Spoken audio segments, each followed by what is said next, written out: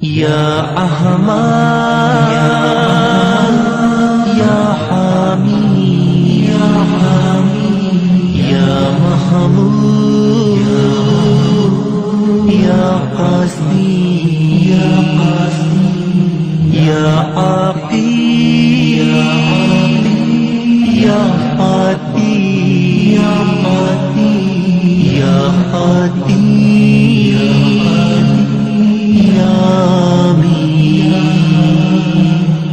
اور ہمیں دعوت خطاب دوں مرکزی جماعت اہل سنت کے چیئرمین حضرت علامہ استاد العلماء پیر سید ظاہر حسین شاہ صاحب دامت برکاتہ سیاح وہ تشریف لائیں اور اپنے خیالات کا اظہار کریں۔ نحمده ونصلي ونسلم على رسول الكريم أما بعد فأعوذ بالله من الشيطان الرجيم بسم الله الرحمن الرحيم لقد جاءكم رسول من أنفسكم عزيز عليه ما عنتم حريص عليكم بالمؤمنين رؤوف رحيم صدق الله مولانا العظيم وصدق رسوله النبي الأمين الكريم ونحن على ذلك من الشاهدين والشاكرين والحمد لله رب العالمين۔ سبھی حضرات سرکار دو عالم صلی اللہ علیہ وآلہ وسلم کی بارگاہ میں حضرت السلام پیش کریں۔ صلی اللہ علیہ وسلم صلاۃ و سلام علیک یا رسول اللہ صلی اللہ علیہ صلی اللہ علیہ وسلم صلاۃ و سلام علیک یا رسول اللہ۔ حضرات گرامی، آج یہ عظیم الشان کانفرنس جو ہر سال عالمی تاجدار ختم نبوت کے عنوان سے انعقاد پذیر ہوتی ہے، اس کانفرنس میں وقت کی مناسبت سے عنوان کا اضافہ کیا گیا، رحمت للعالمین عالمی کانفرنس۔ اس وقت امت مسلمان جس خلقات کا شکار ہے، جس دہشت گردی کی لپیٹ میں ہے، اور ہر طرف سے نادان لوگ اس دہشت گردی کو اسلام کے ساتھ موصول کرتے ہیں۔ واللہ باللہ اس دہشت گردی کا نہ اسلام کے ساتھ تعلق ہے، نہ قرآن ہمیں اس کی تعلیم دیتا ہے، نہ سرکار کی زندگی نے ہمیں کوئی ایسا ملتا ہے کہ جس کو اپنے لیے ہم باعث استدلال بنا سکیں۔ بالخصوص آج کی نشست کے مہمان خصوصی، آپ کو معلوم ہونا چاہیے کہ ہمارے اکثر و بیشتر یہ کانفرنس مئی جون یا جولائی کے مہینے میں نکال ہوتی ہے، کیونکہ حضرت الانجام ڈاکٹر محمد طاہر قادری مدظر العالی آپ سے ہمیں وقت نہیں مل سکا، تو معذور کی وجہ سے ہم نے اس کانفرنس کو ڈیلے کیا۔ پھر آپ نے جو اپنی مصروفیات میں سے وقت نکال کر ہمیں تاریخ دی، ہم نے اس کے مطابق اس کانفرنس کا انعقاد کیا۔ بحمد تعالیٰ معیار حق کیا ہے؟ کوئی مولوی، کوئی پیر، کوئی اس طرح کا اور ہوا باختہ وہ ہمارے لیے معیار نہیں ہے، بلکہ حضور سے پوچھا گیا کہ معیار حق کیا ہے، حضور نے فرمایا ما انا علیہ واصحابی، وہ طریقہ زیادہ حق ہے جس پر میں گامزن ہوں، میں نے تمہاری راہبری کی ہے، اور میرے بعد صحابہ کرام کی پاکیزہ جماعت جس راستے پر گامزن ہے۔ اگر ہم حقیقت کا معیار بنا لیں، افغانستان کے رہنے والے وہاں کی کسی شخصیت کو معیار حق بنا لیں، عراق کے رہنے والے وہاں کسی فرد کو معیار حق تصور سمجھ لیں، یہ سمجھ لیں، افریقہ کے رہنے والے وہاں کسی بندے کو معیار حق بنا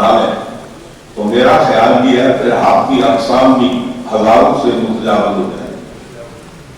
ہمارے یہاں کوئی فرق معیار حق نہیں ہے، ہمارے یہاں معیار حق صرف قرآن ہے اور سنت رسول ہے۔ جو قرآن کے مطابق چل رہا ہے، جس کے نظریات، جس کے اعمال، جس کے معتقدات قرآن و حدیث حضور کی تعلیمات کے مطابق ہے، یقیناً وہ ہمارے لیے باعث راغب رہنما ہے۔ مجموعی طور پر ہم بڑے صغیر کہنے والے مسلمان اکثریت کے ساتھ ہمارے یہاں زیادہ لوگ حنفی ہیں۔ ہم چاروں اماموں کو برحق سمجھتے ہیں، سیدنا حضرت امام اعظم رضی اللہ تعالیٰ عنہ، امام مالک رضی اللہ تعالیٰ عنہ، امام شافعی رضی اللہ تعالیٰ عنہ، امام احمد بن حنبل، یہ چار زیادہ حق پر نامزد ہیں۔ چونکہ ہماری مجال کی اکثریت جو بڑے صغیر سے آئی، ہم حنفی، اس لیے مذہباً ہم امام اعظم ابو حنیفہ رضی اللہ تعالیٰ عنہ کے پیروکار ہیں، اور عقیدے کے اعتبار سے علماء کرام جانتے ہیں کہ عقیدے کے اندر تقلید حرام ہے۔ ہم خدا کو اس لیے ایک نہیں مانتے کہ ہمیں امام ابو حنیفہ نے کہا ہے، ہم 5 نمازیں اس لیے نہیں پڑھتے کہ حضرت امام شافعی نے کہا ہے۔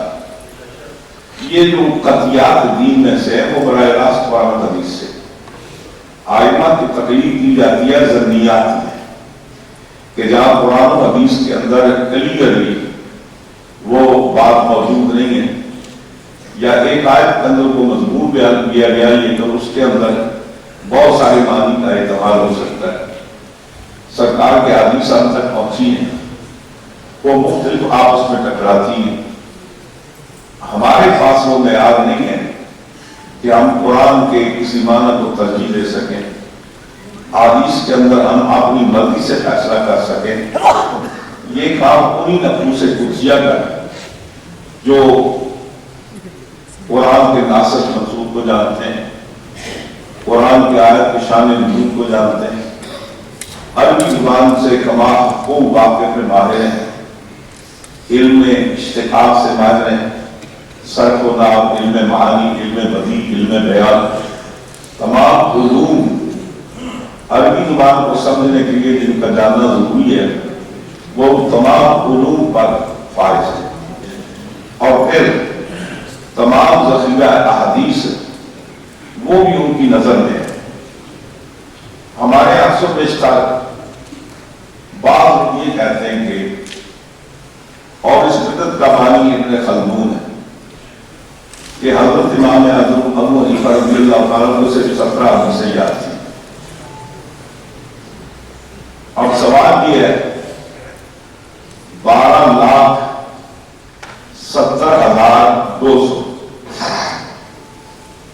امام صاحب نے وہ مسائل ہیں کہ جن کا قرآن و حدیث سے استعمال کیا، یہ تعداد پھر سنیں 12,70,200 مسائل ہیں کہ وہ جو امام اعظم ابو حنیفہ رضی اللہ تعالیٰ عنہ قرآن و حدیث کے اندر سے وہ مسائل کا استعمال کیا جو واضح طور پر قرآن و حدیث کے اندر صراحتاً موجود نہیں تھے، اجتہاد کرتے ہوئے ہماری راہبری کر رہا ہے۔ اب سوال یہ ہے کہ جس کا کل متاع، کل سرمایہ 17 حدیثیں، وہ 12,70,200 وہ مسائل کیسے استعمال کر سکتا ہے؟ اور اگر 17 حدیثوں سے اتنے مسائل کا استعمال کیا تو پھر تو ہمیں ان کو سلام کرنا چاہیے کہ جن کے علم کا یہ عالم ہے کہ اس معقول ذخیرے پر امت مسلمہ کی عقبہ کشائی کی، امت کی مشکلات کو حل کیا۔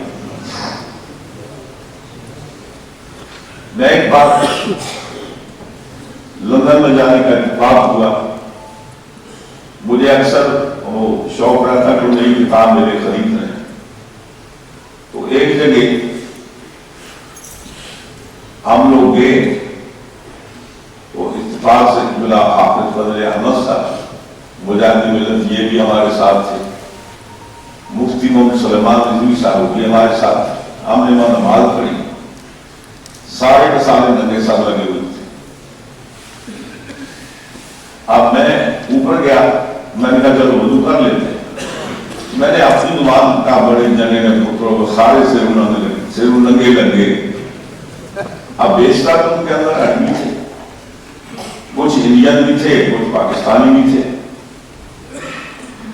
میں وضو کر کے واپس آ نماز پڑھنے لگا تو بلا حافظ صاحب کو چمٹ گئی, جی آپ نے یہ کیسے کہا؟ تو یہ بات کر رہے تھے, میں نے کہا وہ میں نے کہا. پھر ان سے گفتگو ہوئی, وہ کہنے لگے آپ کس کے پیروکار ہیں؟ میں نے کہا ہم حضرت امام اعظم ابنی پر رضی اللہ تعالیٰ عنہ. مجھے کہنے لگا کہ ابو بکر مصنف ابن شیبہ نے تقریباً 125 مسائل میں حضرت امام اعظم رضی اللہ تعالیٰ عنہ سے اختلاف کیا. یعنی مصنف ابن شیبہ میں آخر میں ایک عنوان ہے باب رد علی ابی حنیفہ, امام صاحب کا رد کیا. تو مجھے کہنے لگے دیکھیں انہوں نے رد کیا. میں نے کہا اس کا مطلب یہ ہے کہ 12,70,200 مسائل میں امام صاحب نے اجتہاد کیا ہے. ان 12,70,200 مسائل میں سے صرف 125 مسائل ہیں کہ جس پر مصنف صاحب مصنف ابن شیبہ کو اعتراض ہے. اس کا مطلب باقی مسائل کی تصدیق کا بھی نہیں.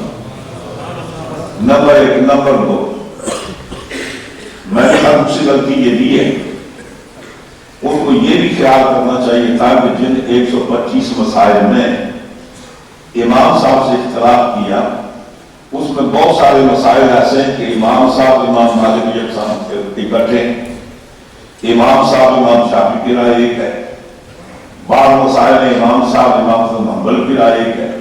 تو میں نے کہی بدیانتی ہی کہ آپ نے صرف امام صاحب کا نام دیا, باقی کا نام کیوں نہیں دیا؟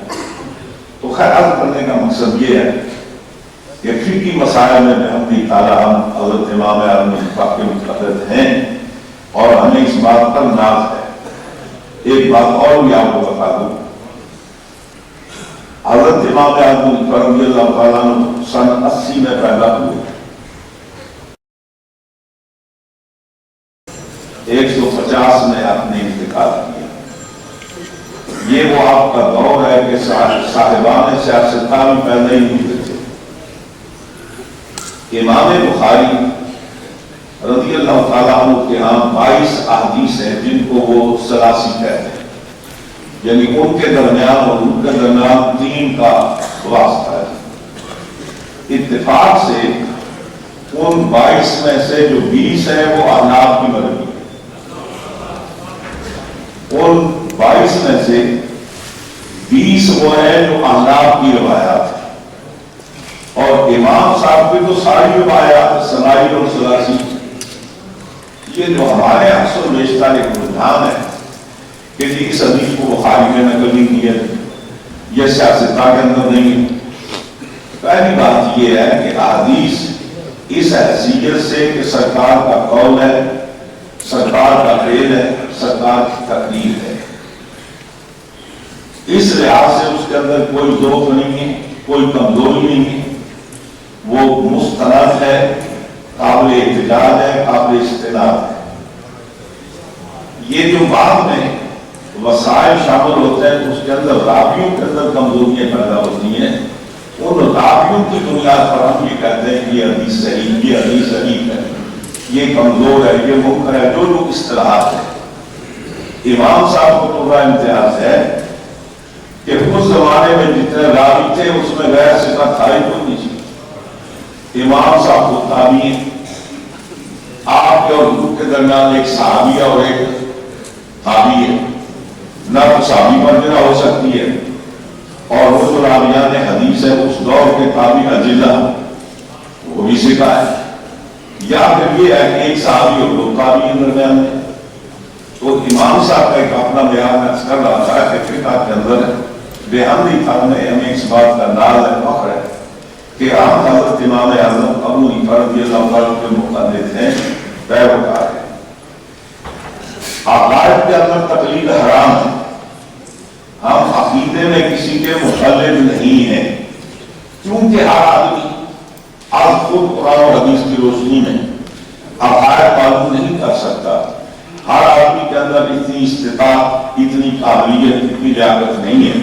تو بحمد تعالیٰ ہم اس معاملے میں ہمارے جن علماء نے عقائد کے اندر تجسس کیا، کوشش کی، قرآن و حدیث سے عقائد مرتب کے لکھے، حضرت امام ابو الحسن اشعری ہیں، حضرت ابو منصور ماتریدی ہیں، ابو اسحاق اسفرائی ہیں، امام جوینی ہیں، علامہ باقلانی ہیں، استاد ابو منصور بغدادی ہیں. یہ وہ لوگ ہیں جو 4 صدی کے اندر جنہوں نے عقائد پر کام کیا ہے، عقائد پر کتابیں لکھی ہیں. اور جتنے ہمارے متکلمین ہیں وہ باب تکفیر میں بڑے محتاط ہیں. جب تک کسی سے کلیئرلی یہ ثابت نہ ہو کہ وہ بنیاد دین کا منکر ہے، اس وقت تک اس کو کافر نہیں کہتے. یہ تکفیر کے معاملے میں بحمد تعالیٰ ہمارے فقہا بڑے سخی ہیں. میرے پاس ایک کتاب ہے التعصب المذہبی، وہ 800 صفحے کی ہے.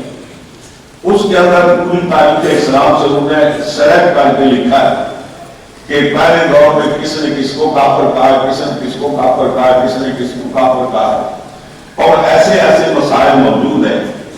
اور آپ کے بڑے بڑے لوگ یہ کہتے ہیں کہ اگر ہمارے ہاتھ میں حکومت ہو تو ہم شافعی پر جزیہ نافذ کر دیں. بہت سارے شفافی میں نام نہیں رہتا، بےعزتی ہوتی ہے، بڑے بڑے سرکردہ نام. وہ لکھتے ہیں کہ ہمارے ہاتھ میں حکومت ہو تو ہم حنفیوں پر جزیہ نافذ کر دیں. تو اصل قصہ یہ ہے کہ بعض آدمی باب تکفیر میں بڑے فراخ دل ہیں. کافر وہی ہوتا ہے کہ جو ضروریات دین میں سے کسی کا انکار کرے، جن پر دین کی بنیاد ہے. ضروریات دین کس کو کہتے ہیں؟ یا جس کے بارے میں قبر میں سوال ہوگا یا حشر میں سوال ہوگا. جس کے بارے میں سوال ہی نہیں ہوگا اس کا تعلق ضروریات دین سے نہیں ہے. یہ خاص میں ابتدا کیا بسم اللہ سے. کلام پاک کی پہلی آیت کیا ہے؟ بسم اللہ الرحمن الرحیم. اس کے اندر اللہ کے اسم ذات ہے. رحمان بھی یہ اللہ تعالیٰ کا صفاتی نام ہے، رحیم بھی صفاتی نام ہے. دونوں کا مادہ استحقاق ایک ہے. رے یعنی راحامی، دونوں کا ایک مفہوم ہے. تو آپ دونوں کو بطور وصف کے بسم اللہ کے اندر لانے کا مطلب کیا ہے؟ علماء کرام ارشاد فرماتے ہیں کہ جس لفظ کے کلمات زیادہ ہوں اس کے اندر معنویت بھی زیادہ ہوتی ہے.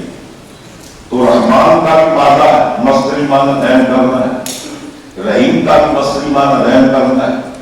تو معنی یہ بتایا کہ اللہ تعالیٰ رحمان کے معنی بہت رحم کرنے والا، رحیم کے معنی رحم کرنے والا. علماء کرام فرماتے ہیں کہ اللہ کی ذات یہ رحمان دنیا و رحیم الآخرہ. دنیا کے اندر وہ رحمان ہے، اس کی رحمت ہر کس و کس، انسان و جن، حیوانات، جو بھی اس کی مخلوق کا سب کچھ شامل ہے. اور قیامت میں اللہ تعالیٰ کی صرف رحمت صفت رحیمیت کا ظہور ہوگا. اور اسی کا معیار اللہ تعالیٰ نے بنا کر سرکار صلی اللہ علیہ وسلم کو دیا ہے. حضور کا نام رحمت للعالمین رکھا، اور عالمین جمع عالم کیے. عالم سیدھا اس میں اعلیٰ کا ہے، مایو نام دہی شہید. تو ماں سے اللہ کو عالم کہتے ہیں. معنی یہ ہے کہ جیسے اللہ تعالیٰ تمام عالمین کے لیے رب ہے، سرکار تمام عالمین کے لیے رحمت ہے. کلام پاک میں اللہ فرماتا ہے لقد جاءکم رسول من انفسکم. علماء کی توجہ کے لیے یہ جو من یا استعمال ہوا ہے، یہ من تمثیل کے لیے ہے، یہ من تجرید کے لیے ہے. اکثر بیشتر ہماری نام کی کتابوں میں ان حروف کے معنی لکھے جاتے ہیں. اس کے بارے میں چند حضرات ہیں، سیبویہ نے، خلیل نے، اور بڑی مایادار شخصیت ہے ہمارے یعنی بڑے صغیر کی مولانا عبد الرسول، جن کی کتاب شرح میات عمل عبد الرسول ہے، اور نام کی سب سے آخری کتاب متن متین بھی انہیں کی ہے. وہ فرماتے ہیں کہ یہ آیت میں کر سائد کے جو مین ہے وہ تمثیل کے لیے. اللہ تعالیٰ یہ بتانا چاہتا ہے لقد جاءکم رسول، تمام بنی و انسان کو خطاب کر کے اللہ فرماتا ہے کہ روح تمہارے اندر ایسے آئے جیسے کہ جسم کے اندر روح آتی ہے، جیسے خالق کے اندر روح آتی ہے. وہ روح کا تعلق اس پوری کائنات کے ساتھ روح کا سا ہے. تو ظاہر بات ہے کہ روح پورے نظام جسم سے آشنا ہوتی ہے، پورے نظام جسم کی اس کے اندر جو دکھ پہنچے تکلیف پہنچے اس سے آشنا ہوتی ہے. اسی بات کو آگے بیان کیا کہ عزیزٌ علی ایمانکم، تمہارا مشق میں پڑھنا سرکار صلی اللہ علیہ وسلم پر بہت گراں گزرتا ہے. اللہ نے ہمیں وہ نبی عطا فرمایا. پریشان ہم ہوتے ہیں، گناہ ہم کرتے ہیں، بے قرار مصطفیٰ ہو جاتے ہیں، تکلیفیں ہمیں پہنچتی ہیں، بے قرار مصطفیٰ ہو جاتے ہیں. تب نقصان ہمارا ہوتا ہے، پریشان دور ہوتے ہیں. بیان تعالیٰ آج عظیم شان کانفرنس کا خصوصی عنوان یہ رحمت اللہ عالمین ہے. اس پر میں انشاءاللہ تفصیل کے ساتھ